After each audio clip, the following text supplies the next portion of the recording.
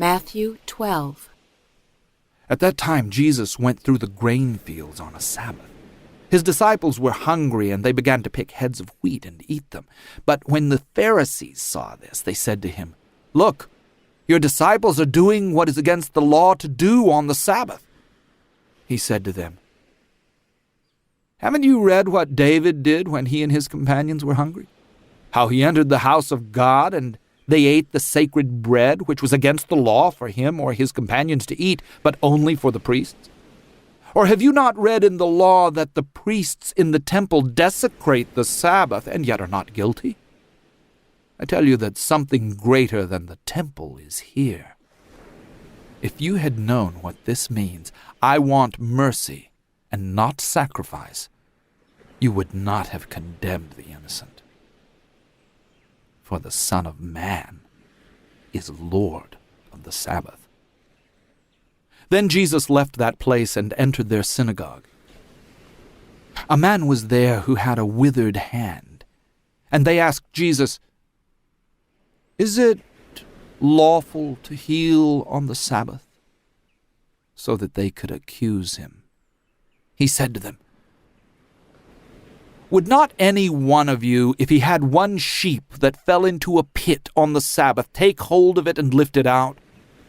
How much more valuable is a person than a sheep? So it is lawful to do good on the Sabbath." Then he said to the man, "Stretch out your hand." He stretched it out, and it was restored as healthy as the other. But the Pharisees went out and plotted against him as to how they could assassinate him. Now when Jesus learned of this, he went away from there. Great crowds followed him, and he healed them all. But he sternly warned them not to make him known. This fulfilled what was spoken by Isaiah the prophet. "Here is my servant whom I have chosen, the one I love, in whom I take great delight. I will put my spirit on him, and he will proclaim justice to the nations. He will not quarrel or cry out, nor will anyone hear his voice in the streets. He will not break a bruised reed or extinguish a smoldering wick, until he brings justice to victory. And in his name the Gentiles will hope." Then they brought to him a demon-possessed man who was blind and mute. Jesus healed him so that he could speak and see. All the crowds were amazed and said, "Could this one be the son of David?" But when the Pharisees heard this, they said, "He does not cast out demons except by the power of Beelzebul, the ruler of demons." Now when Jesus realized what they were thinking, he said to them, "Every kingdom divided against itself is destroyed, and no town or house divided against itself will stand. So, if Satan casts out Satan, he is divided against himself. How then will his kingdom stand? And if I cast out demons by Beelzebul, by whom do your sons cast them out? For this reason, they will be your judges. But if I cast out demons by the Spirit of God, then the kingdom of God has already overtaken you. How else can someone enter a strong man's house and steal his property unless he first ties up the strong man? Then he can thoroughly plunder the house. Whoever is not with me is against me, and whoever does not gather with me scatters. For this reason, I tell you, people will be forgiven for every sin and blasphemy, but the blasphemy against the Spirit will not be forgiven. Whoever speaks a word against the Son of Man will be forgiven, but whoever speaks against the Holy Spirit will not be forgiven, either in this age or in the age to come. Make a tree good, and its fruit will be good. Or make a tree bad, and its fruit will be bad. For a tree is known by its fruit. Offspring of vipers, How are you able to say anything good, since you are evil? For the mouth speaks from what fills the heart. The good person brings good things out of his good treasury, and the evil person brings evil things out of his evil treasury. I tell you that on the day of judgment, people will give an account for every worthless word they speak.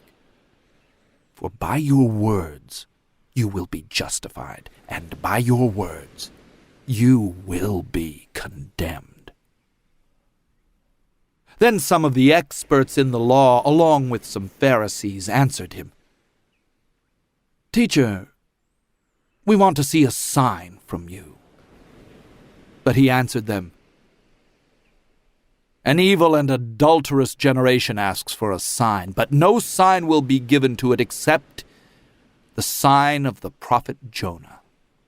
For just as Jonah was in the belly of the huge fish for 3 days and 3 nights, so the Son of Man will be in the heart of the earth for 3 days and 3 nights. The people of Nineveh will stand up at the judgment with this generation and condemn it, because they repented when Jonah preached to them. And now, something greater than Jonah is here. The queen of the south will rise up at the judgment with this generation and condemn it, because she came from the ends of the earth to hear the wisdom of Solomon, and now something greater than Solomon is here. When an unclean spirit goes out of a person, it passes through waterless places looking for rest, but does not find it. Then he says, 'I will return to the home I left.' When it returns, it finds the house empty, swept clean, and put in order.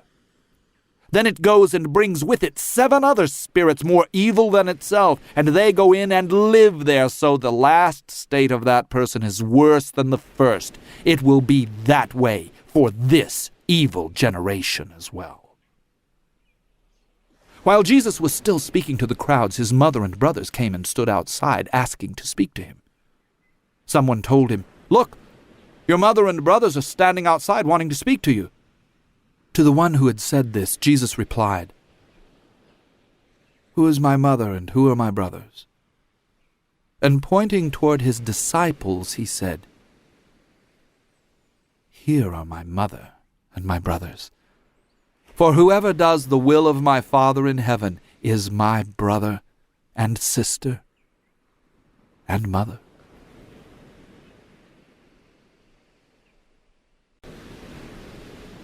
Matthew 13.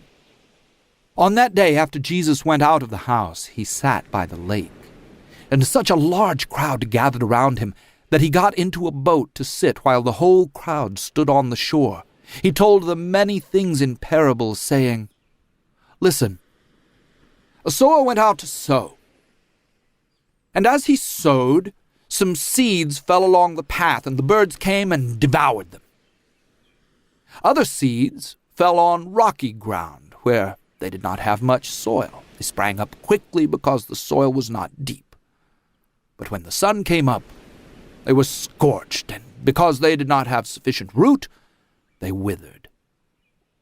Other seeds fell among the thorns, and they grew up and choked them. But other seeds fell on good soil and produced grain, some 100 times as much, some 60, and some 30. The one who has ears had better listen." Then the disciples came to him and said, "Why do you speak to them in parables?" He replied, "You have been given the opportunity to know the secrets of the kingdom of heaven, but they have not. For whoever has will be given more and will have an abundance. But whoever does not have, even what he has will be taken from him. For this reason I speak to them in parables. Although they see, they do not see. And although they hear, they do not hear, nor do they understand. And concerning them the prophecy of Isaiah is fulfilled that says, 'You will listen carefully, yet will never understand. You will look closely, yet will never comprehend, for the heart of this people has become dull. They are hard of hearing, and they have shut their eyes, so that they would not see with their eyes, and hear with their ears, and understand with their hearts, and turn, and I would heal them. But your eyes are blessed, because they see, and your ears because they hear, for I tell you the truth.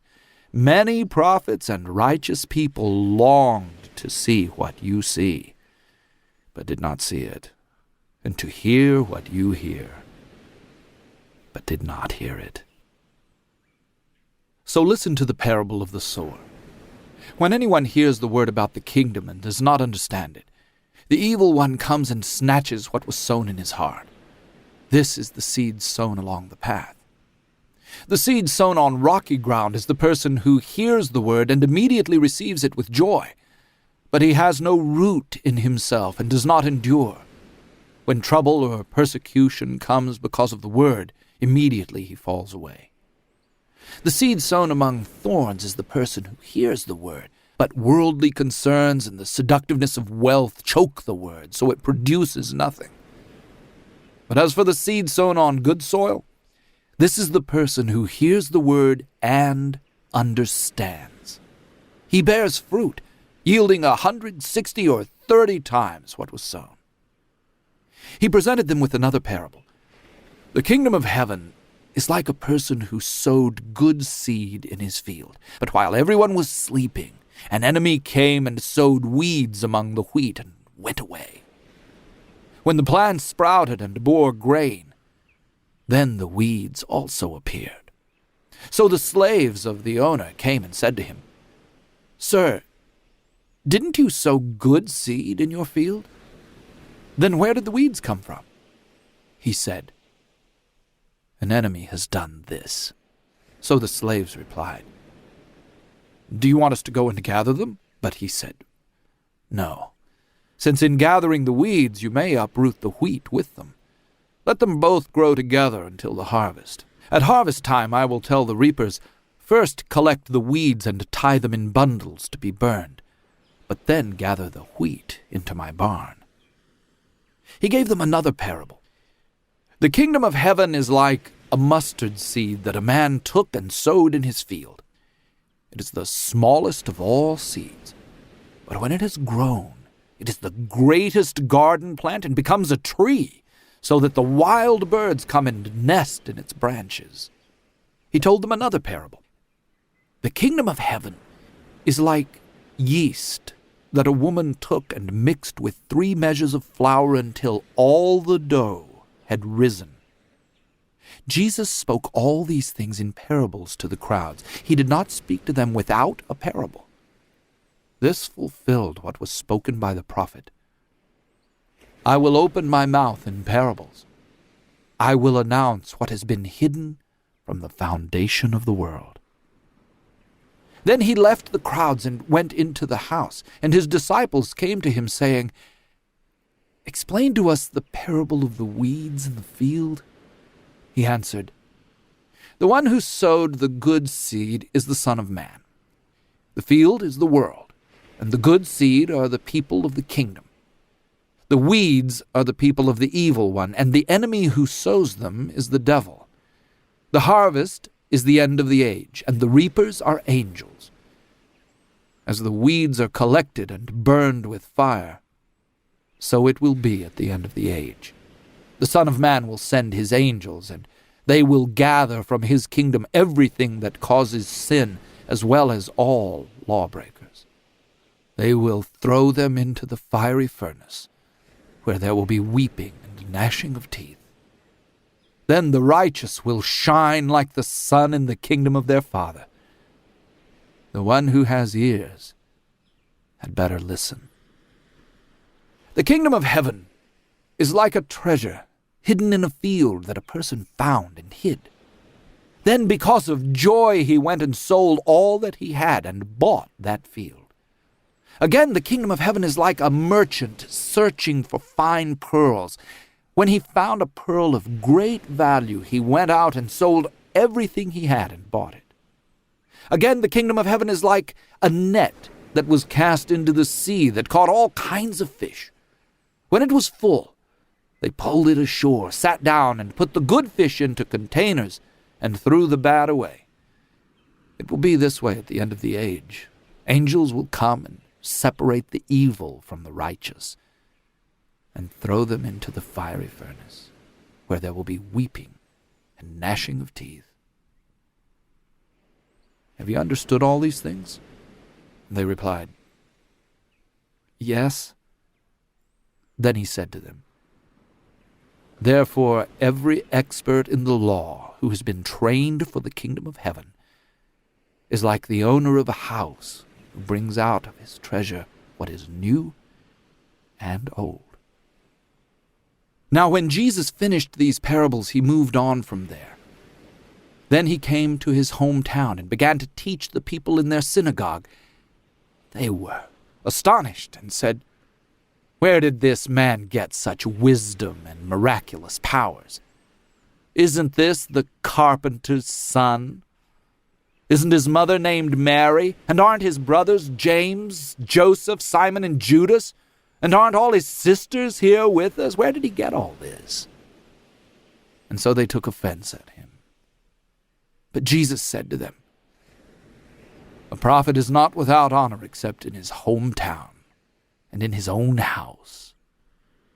And he did not do many miracles there because of their unbelief.